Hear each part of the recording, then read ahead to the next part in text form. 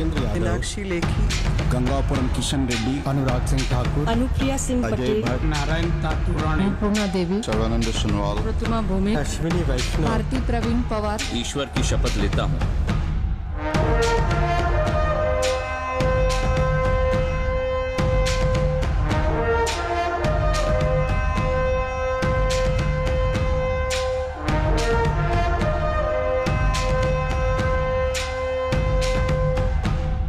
नमस्कार, मैं हूं श्वेता सिंह।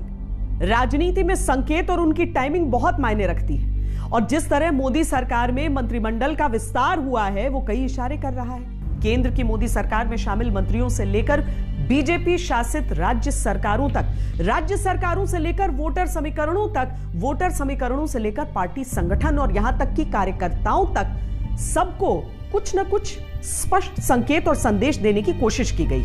सवाल यह उठता है कि एक तीर से कितने निशाने साधने का प्रयास है ये? परंपरागत राजनीति में नई मोदी रणनीति के कितने अर्थ निकाले जा सकते हैं? नई सोच, नई ऊर्जा, नए सपने, नया उमंग। देश की राजनीति को इसकी बहुत जरूरत है। ये समझने लगे हैं कि अगले चुनाव में जाना है तो सीवी स्ट्रांग होनी चाहिए, कामों का हिसाब पुख्ता होना चाहिए। इस स्थिति को बदलने का जिम्मा देश की जागरूकता पर है, देश की युवा पीढ़ी पे है और राष्ट्रयाम जागरयाम व्यायाम इसी मंत्र को लेकर के चलना है। सियासत के किले पर नई मोर्चाबंदी। जिन दरवाजों में दरार थी वहां मरम्मत हुई। जो सिपह सालार मजबूत रहे उन्हें उन्नति का पुरस्कार मिला है, नए उत्तरदायित्व मिले हैं।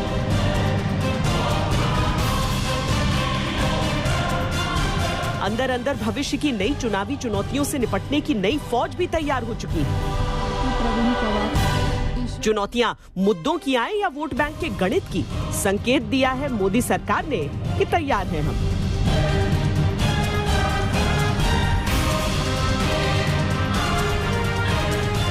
अग्रिम पंक्ति के नए सिपह सालार ने रणनीति की मुनादियां शुरू कर दी। मैं आभारी माननीय प्रधानमंत्री जी का, पार्टी के वरिष्ठ नेताओं का, माननीय राष्ट्रीय अध्यक्ष जी का, माननीय गृह मंत्री जी का, जिन्होंने जिम्मेदारी दी है। मैं प्रयास करूंगा कि उनकी आशाओं के अनुरूप काम कर सकूं। प्रधानमंत्री जी ने मुझे स्वास्थ्य मंत्रालय की जिम्मेदारी दी गई है। स्वास्थ्य मंत्री के रूप में प्रधानमंत्री जी की अपेक्षा के अनुसार मैं काम करने की कोशिश करूंगा। राजनीति के विश्लेषकों ने नई नई भविष्यवाणियां शुरू कर दी। ये जो टीम बनी है, ये टीम मोदी फॉर 2024 है। जो टीम 2019 की थी उसमें फेरबदल करके 2024 की नई टीम बनाई है और यही टीम 2022 में होने वाले चुनाव जो देश के तमाम राज्यों में हो रहे हैं या 2023 में जो चुनाव होने वाले हैं और या फिर 2024 में चुनाव होने वाले हैं। देखिए, अब आगे लगातार चुनाव आने हैं, तो इसलिए ये टीम बना करके मोदी जी ने एक तरह से एक तरफ सामाजिक संतुलन, उम्र का संतुलन और क्षेत्रीय संतुलन तीनों को अंजाम दिया है। तो क्या ये 2022 में होने वाले 7 राज्यों के चुनाव की बिछती हुई बिसात है या 2024 में होने वाले आम चुनावों की अभी से तैयारी का आगाज?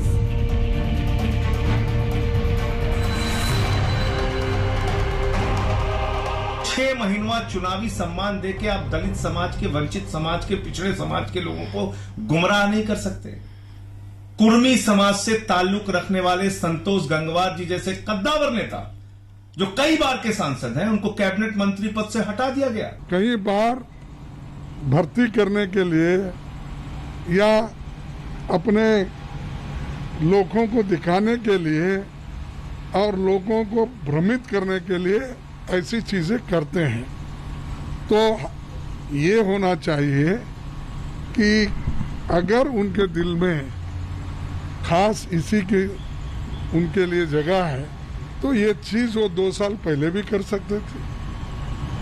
तो ये सब जो नाटक है ये चुनाव के दृष्टिकोण में ये कर रहे हैं। या चल रही है प्रधानमंत्री मोदी के मन में राजनीति की कोई नई बात? समस्याओं के टालते भी नहीं है हम, समस्याओं को टालते भी नहीं हैं और न ही हम समस्याओं को पालते हैं। अब समस्याओं को टालने का भी वक्त नहीं है, अब समस्याओं को पालने का भी वक्त नहीं। प्रधानमंत्री मोदी बड़े और अप्रत्याशित फैसले लेने के लिए जाने जाते हैं। हर फैसले के पीछे उनका कोई गणित जरूर होता है। अपने मंत्रिमंडल से एक साथ कई वरिष्ठ और बड़े मंत्रियों को उन्होंने जिस तरह से बाहर का रास्ता दिखाया और कई नए चेहरों को बड़ी जिम्मेदारियां सौंपी हैं, वो भी अप्रत्याशित ही था। सवाल उठना लाजमी है कि प्रधानमंत्री मोदी के मन की बात क्या है। डॉक्टर एल मुरुगन तमिलनाडु से बीजेपी के नेता, लेकिन न सांसद न विधायक, पर मोदी मंत्रिमंडल विस्तार में केंद्र सरकार के मंत्री। I, Dr. L. Murugan, do swear in the name of God that I will bear true faith and allegiance to the Constitution of India. Jharkhand में बीजेपी सत्ता से बाहर है, लेकिन वहां की कोडरमा सीट से सांसद अन्नपूर्णा देवी केंद्र में शिक्षा राज्य मंत्री। श्रीमती अन्नपूर्णा देवी। मैं अन्नपूर्णा देवी सत्यनिष्ठा से प्रतिज्ञा करती हूँ कि मैं विधि द्वारा स्थापित भारत के संविधान के प्रति सच्ची श्रद्धा और निष्ठा रखूंगी। उड़ीसा से अश्विनी वैष्णव और विश्वेश्वर टुडू भी मंत्री बने हैं, यानी वो राज्य जहां बीजेपी नवीन पटनायक की राजनीतिक विरासत को आक्रामक रूप से कभी चुनौती नहीं दे पाई। मैं अश्विनी वैष्णव, I, श्री विश्वेश्वर टुडू, ईश्वर की शपथ लेता हूँ swear in the name of God. कर्तव्यों के सम्यक निर्वहन के लिए ऐसा करना अपेक्षित हो, मैं प्रत्यक्ष अथवा अप्रत्यक्ष रूप से संसूचित या प्रकट नहीं करूंगा। मंत्रिमंडल में यूपी, गुजरात को प्राथमिकता मिली तो त्रिपुरा, अरुणाचल को भी प्रतिनिधित्व मिला। पहला अर्थ ये लगाया जा सकता है कि बीजेपी ये संदेश अब खुलकर देना चाहती है कि वो उत्तर या पश्चिम की नहीं, बल्कि अखिल भारतीय पार्टी के रूप में प्रतिष्ठित हो चुकी है। दूसरा ये कि 2024 की जमीन अभी से तैयार हो रही है, लेकिन प्रधानमंत्री मोदी के मन में क्या सिर्फ इतना ही है या कुछ और भी है? તમને કદાચ લાગતું હશે કે આપણા મનસુખભાઈ રાજસભામાં ગયા, સન્માન છે, હાલો જઈ આવીએ। મિત્રો, ઘટના એવી નાની નથી। આજની તારીખ 9:35 હું બોલી રહ્યો છું। કોઈને ડાયરી નોંધી હોય તો નથી રાખતી। મિત્રો, હું સ્પષ્ટ જોઈ રહ્યો છું, मनसुख भाई नो भविष्य के उज्जवल से मैंने साफ देखा। 2012 में प्रधानमंत्री मोदी ने यह भविष्यवाणी की थी और 2021 में मनसुख मांडविया देश के स्वास्थ्य मंत्री हैं। उन परिस्थितियों में जब दूसरी लहर और तीसरी लहर के बीच देश चुनौतियों से जूझ रहा है, प्रधानमंत्री जी ने मुझे स्वास्थ्य मंत्रालय की जिम्मेवारी दी गई है। स्वास्थ्य मंत्री के रूप में प्रधानमंत्री जी की अपेक्षा के अनुसार मैं काम करने की कोशिश करूंगा। नई कैबिनेट की पहली मीटिंग के बाद एक झलक दिखने लगी है, जिसे पीएम मोदी के मन की बात माना जा सकता है। अगले आने वाले दिनों में हम और अच्छा और सुरक्षितता के लिए और अच्छी फैसिलिटी के देने के लिए, जैसे ये लगातार चेंजेस हो रहे हैं हमारे चैलेंज की। अभी ये नहीं, मेडिसिन है, अभी ऑक्सीजन चाहिए तो ऑक्सीजन का प्लांट लगा, तो ये सारा अभी हमें देखना है कि वो हो रहा है कि नहीं। अदरवाइज कुछ स्टेट्स जैसे अभी महाराष्ट्र है, केरला है, तो अभी भी वहाँ के पेशेंट सेकेंड वेव का ग्राफ डिक्लाइन भी हो रहा है, लेकिन कुछ राज्यों में अभी भी है। तो वो क्या है, क्या हो रहा है वहाँ पे, तो उनसे रिव्यू लेना है, उनसे बात करनी है। वहाँ पे जाके हमारे जैसे केंद्रीय पथक जाते हैं, उनको देखना होता है। तो ये लगातार हमें उनका फॉलोअप करना पड़ेगा। हाँ, एक बात ये भी है कि अब टीम अटल से टीम मोदी में 4 चेहरे ही बचे हैं। राजनाथ सिंह, मुख्तार अब्बास नकवी, श्रीपद नाइक और प्रहलाद सिंह पटेल।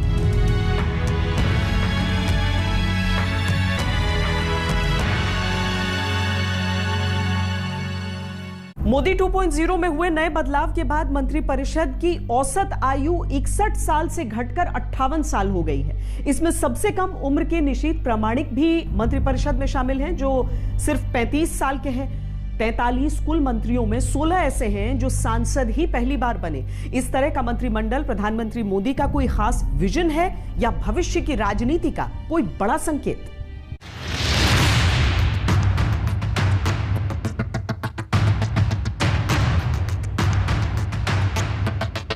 दूसरी लहर में कोरोना मैनेजमेंट को लेकर सरकार पर आक्रामक विपक्ष। वैक्सीन लगाना और लगाने की जिम्मेदारी सरकार की है। ये भारतीय जनता पार्टी की जिम्मेदारी है, उनकी सरकारें दोनों जगह हैं। ये वही भारतीय जनता पार्टी है जिसने प्रचार किया और करोड़ों रुपए खर्च किए कि 2 डोज जरूरी हैं, और आज वही भारतीय जनता पार्टी कह रही 1 डोज जरूरी है।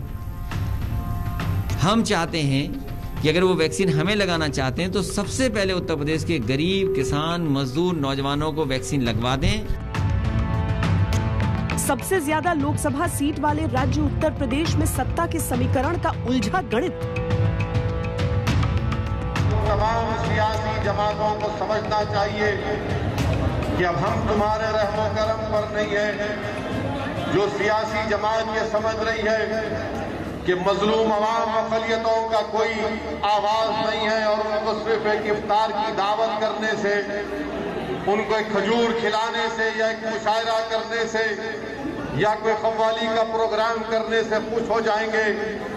मैं इन तमाम लोगों को कहना चाह रहा हूं, ये सर्कस खत्म होगा, ये सर्कस के जोकरों का ये नाटक बंद होगा। कहां थे पिछड़े समाज के नेता जो आज झुनझुना लेके आ रहे हैं समाज में? ये सब जनता सब जानती है। ये कापी जनता जांचेगी, कोई नेता नहीं, कोई अधिकारी नहीं जांचेगा। 2022 में भागीदारी संकल्प मोर्चा की सरकार बनेगी, ये गारंटी के साथ मैं कहता हूं। समाजवादी पार्टी ने ये फैसला लिया है, तय किया है। हमारे नेता और कार्यकर्ता चाहते हैं कि छोटे दलों से अगर गठबंधन होता है तो करेंगे, साथ चलेंगे। बड़े दलों से अनुभव समाजवादी पार्टी का ठीक नहीं रहा। केंद्र में व यूपी सहित देश के जिन भी राज्यों में भारतीय जनता पार्टी की सरकारें चल रही हैं, वे भारतीय संविधान की उसकी सही मानवतावादी मंशा के मुताबिक चलने की बजाय ज़्यादातर आरएसएस के संकीर्ण एजेंडे पर ही चल रही है। सबसे ज्यादा व्यक्तिगत प्रतिष्ठा से जुड़े राज्य गुजरात में विजय पताका फहराने का संघर्ष। इस बार गुजराती जनता ने तय किया है कि 2022 के चुनाव में भारतीय जनता पार्टी को हराने के लिए लोग कांग्रेस का जुड़ेंगे। 2017 के विधानसभा चुनाव में हमें 1.25 करोड़ वोट मिले थे और आने वाले चुनाव में हम अच्छे वोट के साथ सत्ता में आएंगे। रणनीति बनाने का, जनता के बीच छवि बेहतर करने का, कसौटी पर खरा उतरने का भरोसा दिलाने का जो भी समय है वो यही बचा हुआ आधा साल। 2022 कड़ी परीक्षाओं के साथ तैयार खड़ा है। 1 साल के भीतर 7 राज्यों में चुनाव है और मोदी सरकार की छवि पर सारा दांव, क्योंकि 2022 के आईने में ही 2024 की सूरत भी दिखना तय है। 2022 की शुरुआत में ही उत्तर प्रदेश, उत्तराखंड, पंजाब, गोवा और मणिपुर में विधानसभा चुनाव होंगे और साल के अंत में गुजरात और हिमाचल प्रदेश में चुनाव है। पंजाब को छोड़कर बाकी 6 राज्यों में बीजेपी की ही सरकार है। 2024 के आम चुनावों में अगर बीजेपी को अपना दावा मजबूत रखना है तो 2022 में राज्यों की जंग अच्छी तरह लड़नी होगी और जीतनी होगी। नए मंत्रिपरिषद में इसकी तैयारी दिख रही है। मंत्रिपरिषद बदलाव में नए चेहरों को जगह मिलना, चुनावी राज्यों को तरजीह दिया जाना समझ में आता है, लेकिन क्या कारण रहा कि अनुभवी और वरिष्ठ नेताओं को मंत्रिपरिषद से हटाना पड़ा? क्यों मोदी सरकार के 12 मंत्रियों को इस्तीफा देना पड़ा?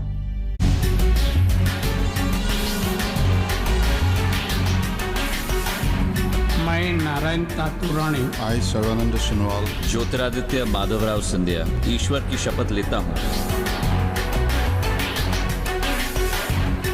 नए मंत्रियों के साथ पहली कैबिनेट मीटिंग में प्रधानमंत्री मोदी ने कहा कि जिन मंत्रियों को हटाया गया उसका कारण व्यवस्था है, न कि क्षमता।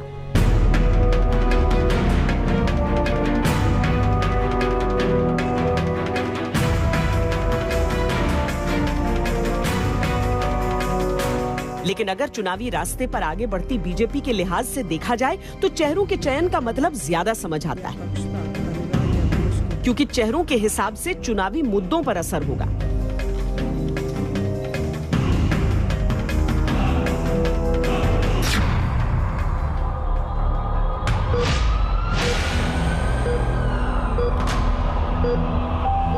कोरोना की दूसरी लहर में ऑक्सीजन, अस्पताल और बेड्स को लेकर जिस तरह की परिस्थितियां उपजी, उसका असर प्रधानमंत्री मोदी की छवि पर पड़ने की आशंका रही। विदेशों तक में सरकार की कड़ी आलोचना हुई। कोविड मिसमैनेजमेंट को लेकर विदेशों तक लेख लिखे गए। नीतियों को लेकर सरकार को घेरा गया। इसके अलावा टीकाकरण का लक्ष्य तय होने के बावजूद बड़ी संख्या में लोग अभी भी टीके का इंतजार कर रहे हैं।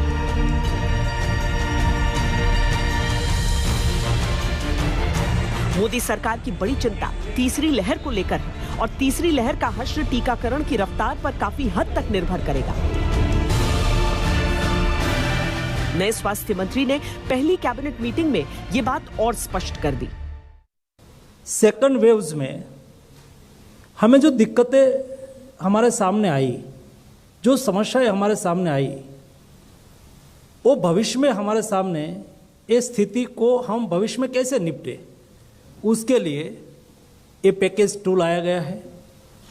पैकेज 2 में कुल मिला के 23,123 करोड़ रुपीस, 23,000 करोड़ रुपीस का एक पैकेज है। ये पैकेज में कुल मिला के केंद्र सरकार और राज्य सरकार दोनों साथ में मिलके उसका इम्प्लीमेंटेशन करेंगे और ये पैसा स्टेट को दिया जाएगा। कोरोना के समय में 10वीं और 12वीं की परीक्षा कराने या न कराने को लेकर काफी असमंजस रहा। प्रधानमंत्री मोदी को खुद हस्तक्षेप करते हुए परीक्षाएं रद्द होने की स्थिति स्पष्ट करनी पड़ी। इसके अलावा नई शिक्षा नीति लागू करने में देरी हो रही है क्योंकि कई शिक्षण संस्थानों में कुलपति से लेकर निदेशकों की नियुक्ति नहीं हो पाई है। अब नए शिक्षा मंत्री धर्मेंद्र प्रधान को तेजी से काम करना होगा।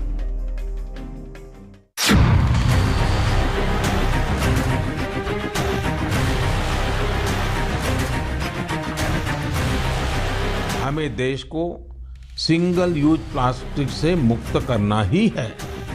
ये भी 2021 के संकल्पों में से एक है। पर्यावरण सुरक्षा को लेकर प्रधानमंत्री मोदी हमेशा सजग रहते हैं। उन्होंने single use plastic free Bharat बनाने का नारा भी दिया। सिंगल यूज प्लास्टिक, क्या इससे देश को मुक्ति दिला सकते हैं?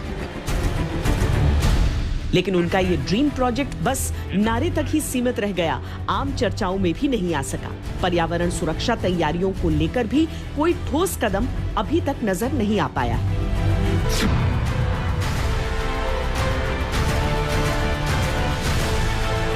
रविशंकर प्रसाद कानून और आईटी मंत्री थे, लगातार काम कर रहे थे, सक्रिय थे। उनका जाना चौंकाने वाला जरूर है। हालांकि संकेत ये भी है कि संगठन में उन्हें बड़ी जिम्मेदारी दी जा सकती है। मंत्रिमंडल में बदलाव के साथ किस तरह एक तीर से साधे हैं प्रधानमंत्री ने कई निशाने, दिखाएंगे इस ब्रेक के बाद। आप देखते रहिए आज तक।